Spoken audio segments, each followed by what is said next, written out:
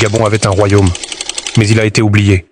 Quand on parle de Port-Gentil, on pense pétrole, luxe, béton. Mais ce que personne ne vous dit, c'est qu'avant tout ça, il y avait un royaume, un vrai, avec ses rois, ses lois, ses ports, ses alliances. Un royaume que le Gabon a oublié. Son nom? Orungu. Les Orungu sont une population gabonaise qui fait partie du groupe Miéné. Ils sont aujourd'hui peu nombreux. En 2000, on dénombrait environ 10 000 locuteurs de l'Orungu, un dialecte Miéné. Ce royaume s'étendait sur la côte ouest du Gabon, dans le delta de l'Ogoué. Il couvrait les rives entre les rivières Zaminba et Awanié, englobait l'île Coniquette, la lagune Fernand-Vaz et les terres qui correspondent aujourd'hui à Port-Gentil. Une position stratégique exceptionnelle face à l'Atlantique. Sur cette côte, les Orungu régnaient sans armes à feu. Ils contrôlèrent les eaux avec des pirogues rapides, des traités solides et une vision claire. Ils commerçaient avec les Portugais, les Hollandais, les Anglais, mais toujours selon leurs règles.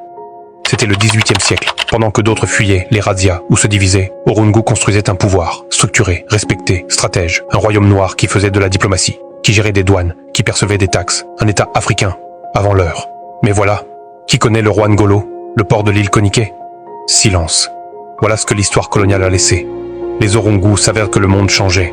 Alors ils ont joué la carte du commerce, parfois celle du compromis, parfois celle de l'esclavage.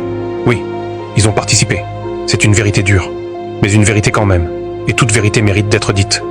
Orungu avait une armature administrative, une vision maritime, une organisation intérieure. Ce n'était pas un village, c'était un royaume, une puissance locale, et même régionale. Puis vient 1873, un navire français accoste. Le ton change. Le royaume devient un protectorat. La France plante un drapeau, installe un poste. Le roi signe. Peut-être par calcul, peut-être par désespoir. Et quelques années plus tard, Orungu disparaît. Dissous, avalé, rayé. Aujourd'hui, il ne reste rien. Pas de musée, pas de rue, pas même une stèle à embouer pour dire « Ici, il y avait un roi, un pouvoir, une histoire. » Mais il reste nous.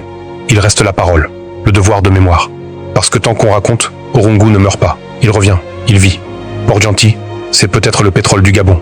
Mais Orungu, c'était son or noir avant le pétrole. La stratégie, le commerce, la mémoire.